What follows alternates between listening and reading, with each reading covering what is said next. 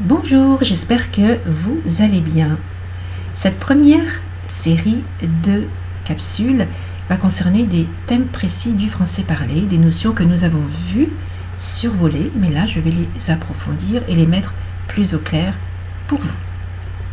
Alors, petit rappel, nous parlions du coton de Tuléar, c'est ce petit chien blanc, cotonneux, que nous avons étudié. Et pourquoi Tuléar? Parce que Tuléar est la ville du sud-ouest par où est entré sur le territoire malgache le coton de Tuléar. À l'origine, il s'agissait du bichon maltais.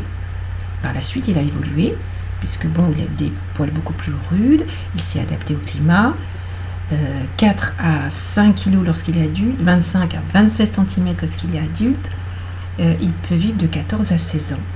On avait vu que c'était un excellent compagnon, toutefois il aboie beaucoup, et malgré tout, voilà, c'est un petit compagnon agréable. Alors, Tuléar, c'est la capitale du sud-ouest de Madagascar, qu'on appelle aussi la cité du soleil, ou la cité qui ne dort jamais. Tuléar Tsimiruru. Voilà. C'est Tuléar le carrefour des ethnies du sud-ouest malgache, c'est-à-dire les Véges, qui sont des pêcheurs, les Atandjoui, que l'on retrouve dans les métiers du pousse-pousse, les Masikuru, les Tanalana et les Mikea, qui sont en fait des chasseurs-cueilleurs qui font partie des peuples premiers de Madagascar. C'est également une cité portuaire avec le port de Mahavatsa. Je ne sais pas si je le prononce bien, vous me corrigerez si c'est le cas. Voilà en gros le contexte dans lequel nous avons parlé du coton de Tuléar. L'objet de cette capsule, elle est phonétique, grammaticale, prononciation surtout du E selon qu'il soit muet ou selon qu'il soit prononcé. Donc je vais essayer d'être le plus clair possible puisqu'il y a beaucoup de règles. Voilà, donc on va voir ça.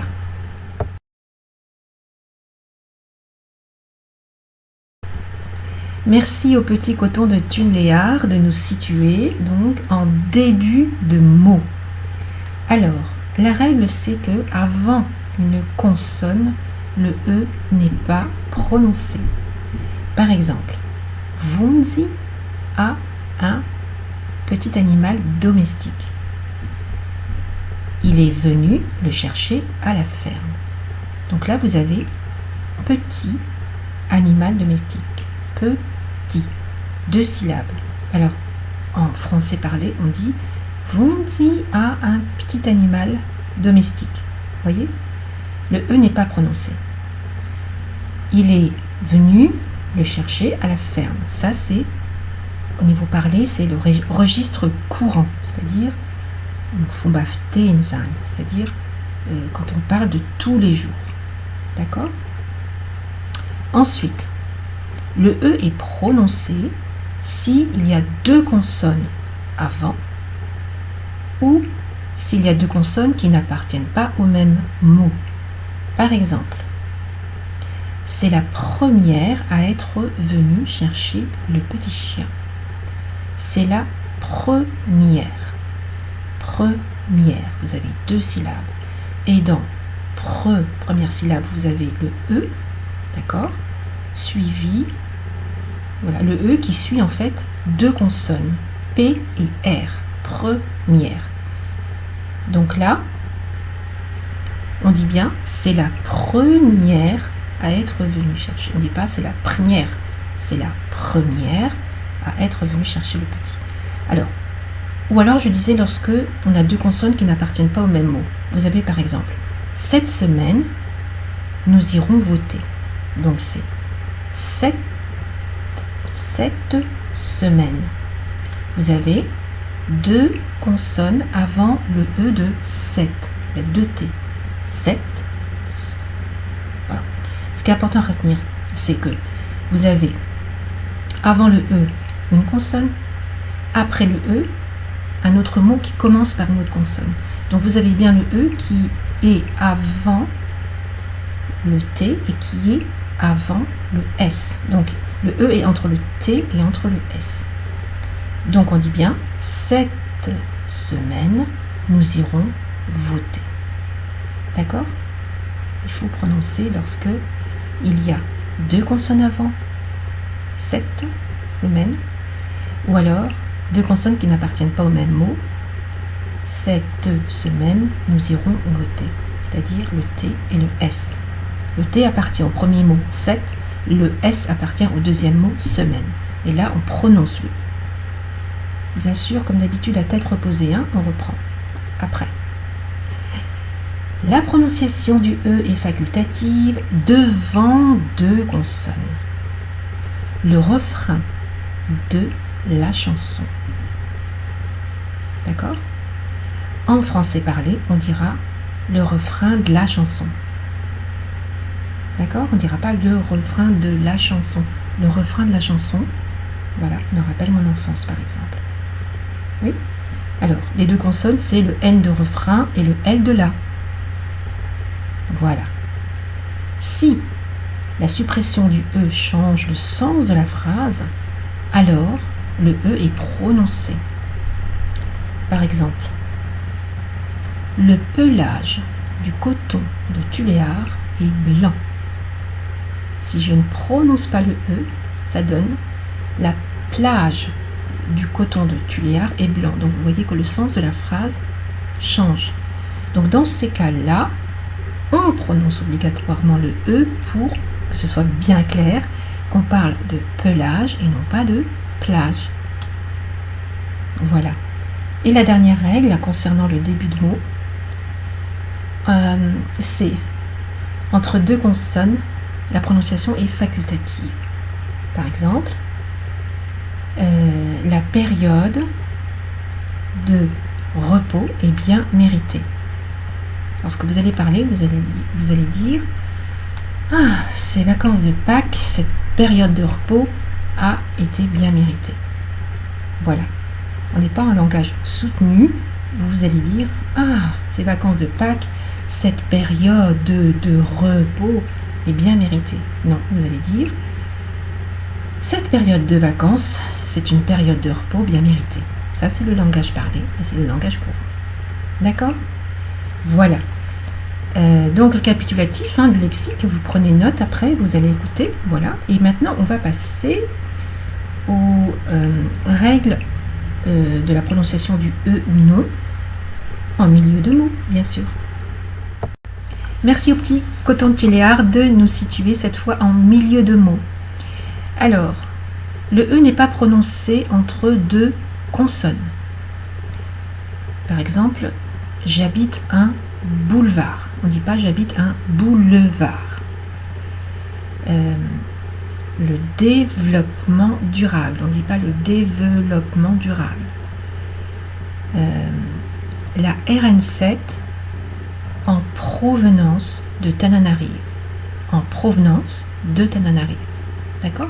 En langage parlé, on écrit bien sûr en provenance, mais on dit en provenance. On est bien en milieu de mots, puisque on a 3 syllabes, provenance. D'accord? Le E peut être prononcé A, et ou est. Une femme, par exemple, ça s'écrit F-E, deuxième E. On ne dit pas je suis une femme, on dit je suis une femme. Donc prononcé A. Le poulet, on ne dit pas le poule, on dit le poulet. C'est-à-dire que ça s'écrit ET, mais on prononce E. Les petits mots grammaticaux marquent du pluriel comme des ou les. Voilà, vous dites bien et, est. D'accord? Alors, en parler courant, le E peut être supprimé dans une phrase. Par exemple, tu connais cette race de chien? Alors souvent vous allez entendre, surtout en ce moment les jeunes, ils disent tu connais cette race de chien? Voilà. Alors ils enlèvent carrément le E qui est au milieu du set, c'est-à-dire C-E-T, ils l'enlèvent. Tu connais cet endroit-là? Tu connais cet endroit-là? C'est-à-dire qu'on met le C et le T ensemble. On supprime le E. Ça, c'est du parler. Le E est prononcé lorsque on a 2 consonnes avant et une consonne après. Justement. D'accord? Justement, on a 3 syllabes. Vous avez eu 2 consonnes avant, le S et le T, une consonne après, justement, c'est le M. Et là, on le prononce. Justement, je voulais te parler de cette question. Voilà. Justement, j'ai des petits qui viennent de naître, mais nous allons attendre qu'ils soient sevrés avant de les séparer de leur mère. Le gouvernement. Voilà, c'est prononcé. Le gouvernement, vous avez le R et le N avant le E, et après le E, vous avez le M. 2 consonnes avant, une consonne après. D'accord? Le gouvernement a pris des mesures de sauvegarde. Si le E est suivi de 2 consonnes, la prononciation n'est pas obligatoire. Du E, bien sûr. Hein. Exemple, on est toujours en milieu. Les espèces seront sauvegardées. On ne dit pas les espèces seront sauvegardées. Vous voyez? Tout ça, c'est les subtilités de la différence entre le français écrit et le français parlé. On fait des contractions parfois. D'accord? Voilà. Et ben, on va continuer avec notre petit coton.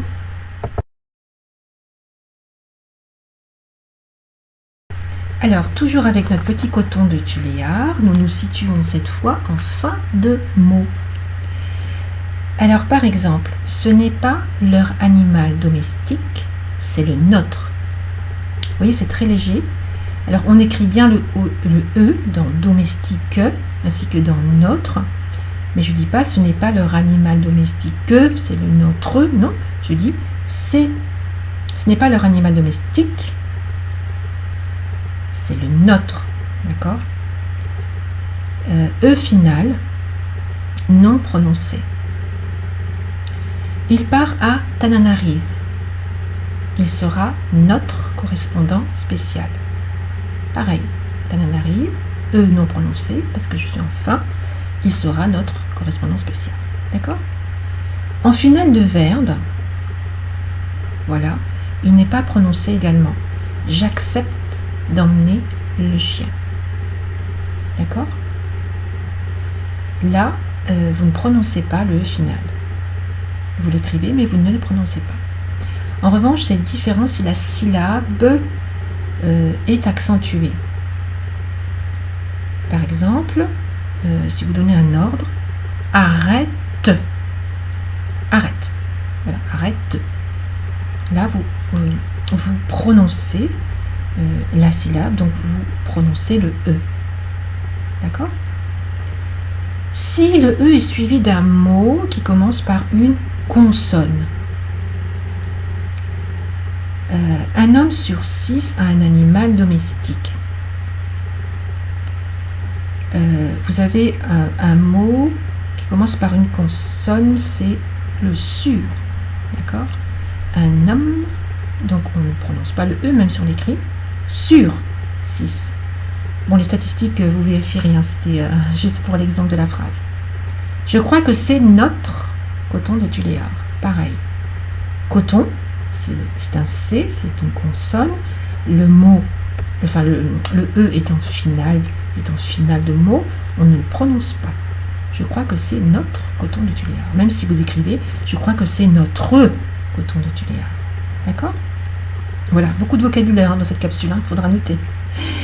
Alors, une règle fondamentale, c'est la règle des 3 consonnes en français. On ne peut pas prononcer 3 consonnes à la suite. Donc, si vous avez un E qui est entre les consonnes, eh bien, on le prononce. Voilà. Ils se sont achetés un superbe petit chien. D'accord? Donc, qu'est-ce qui se passe? Vous avez superbe, vous avez le R et le B. D'accord? Et derrière, vous avez petit chien. Donc, vous avez le P qui arrive. Donc, si on supprime le E, qu'est-ce qui se passe? Vous allez avoir le B, le E, le R, le B et le P. C'est imprononçable. Donc, il y a le E2 qui est en finale, superbe petit chien. D'accord? Ils se sont achetés un superbe petit chien. On entend bien le E. Ils se sont achetés une superbe maison. C'est pareil, le E on l'entend. Superbe maison, vous avez le RB de superbe et vous avez le M de maison.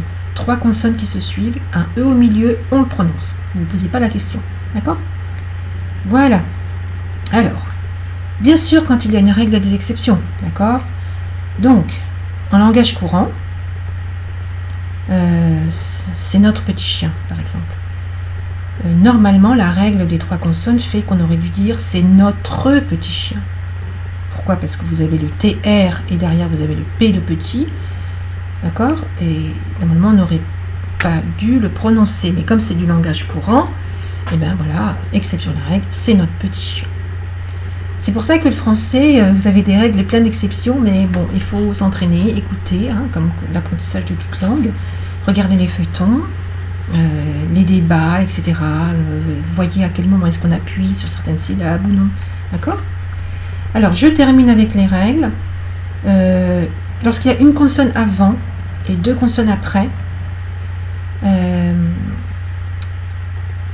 on ne prononce pas le E. Une parcelle française, une parcelle de terre française, par exemple. 2 consonnes, je dis pas de bêtises, hein. Une consonne avant, 2 consonnes après. Dans parcelle, c'est-à-dire avant le E, vous avez le L, d'accord? Première consonne avant. Française. J'ai pris française, hein, j'aurais pu prendre malgache, mais là c'est parce que dans française, vous avez 2 consonnes. Donc une avant, 2 après, hop, on ne prononce pas. D'accord? Une parcelle française. Léger, hop, vous supprimez le E. Dans les chansons, les ballades, les poésies, bien sûr, Charles Trenet, Douce France, cher pays de mon enfance, voilà, vous voyez. Alors lui, les E, il aimait bien, hein, saccadé, mais voilà, exception, hein, parce que normalement, quand vous parlez pas comme ça. Et il y a aussi des E, ah oui, alors ça c'est intéressant, par exemple, vous avez un ours blanc, vous voyez, un ours blanc, on entend bien le E. Eh bien, figurez-vous qu'il n'est pas à l'écrit. Il est invisible. Voilà, cet ours blanc. Mais on le dit, il est là. Voilà. Donc, il peut être entendu, mais il n'est pas écrit. Vous voyez? Ça fait beaucoup de choses, hein, à savoir. Voilà. Alors, je vais terminer avec les règles grammaticales et phonétiques. Comme ça, on en aura fini avec ça. Toujours pour le E prononcé ou pas. Les petits mots grammaticaux. Par exemple, je, te, me, ce. Voilà. Le couple français a gagné une médaille d'or au patinage artistique. D'accord? Donc là, on prononce le E. Demain, le couple français fera une démonstration de gala. Vous n'avez pas entendu le E. Français parlé. Vous voyez? Pourtant, je parle de la même chose. Sauf que là, on avait le couple qui était en début de phrase, et ensuite, on avait le couple français qui se situe en fait entre 2 consonnes, L et C. Le L de le C de couple. Et donc, demain, le couple français fera une démonstration de gala. Vous voyez? Ça, c'est les subtilités du langage parlé. Alors, on ne dit pas « tu ne sais pas tout ». Non, c'est « tu ne sais pas tout ». Le E, il est visible à l'écrit, mais on ne le prononce pas. On ne t'a pas tout dit. On ne t'a pas tout dit. C'est pratique, ça. Voilà. D'accord? Alors, maintenant, des règles figées à retenir, de même que les règles des 3 consonnes. En finale de phrase ou en finale de proposition, le E est toujours prononcé. Par exemple, dis-le.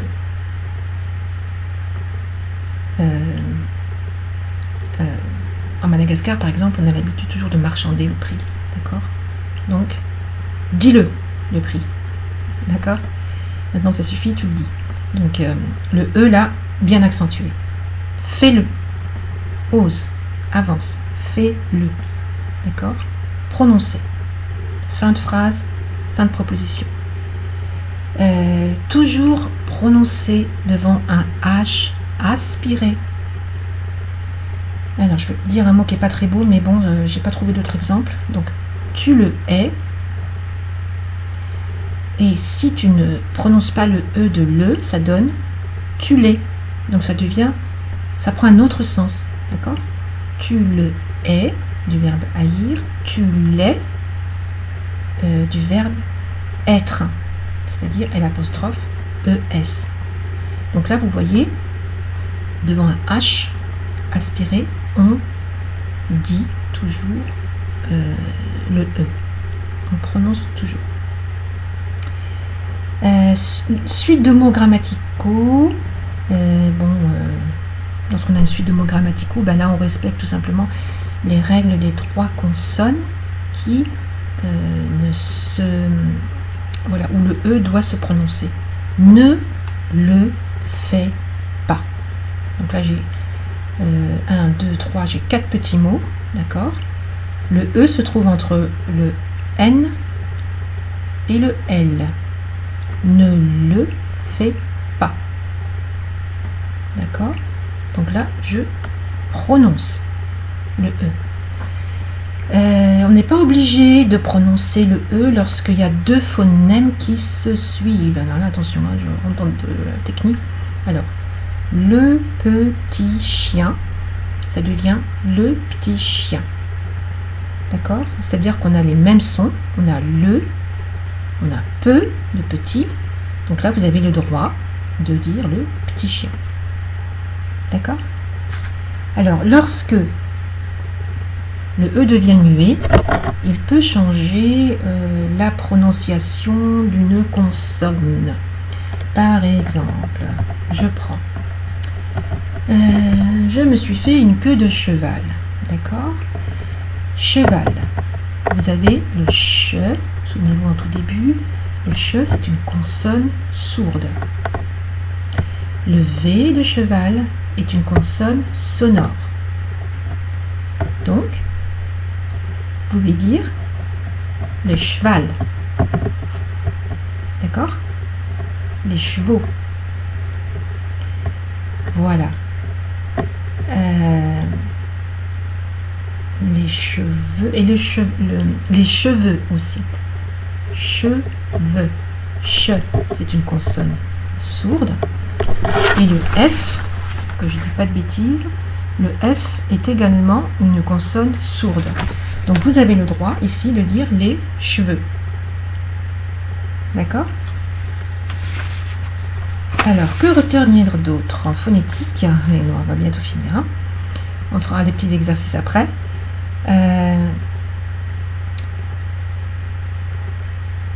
Le E après une consonne sonore devient une consonne sourde. Très amusant ça. Hein. Concrètement, le médecin, d'accord? Le D, souvenez-vous, je vous ai dit que c'était une consonne sonore. Donc, le médecin, on ne dit pas le médecin, le médecin. Le E peut être muet devant une consonne sonore. Le paquebot, on ne dit pas le paquebot. D'accord? Alors, le B, c'est une consonne sonore. Donc, le E peut être muet devant une consonne sonore.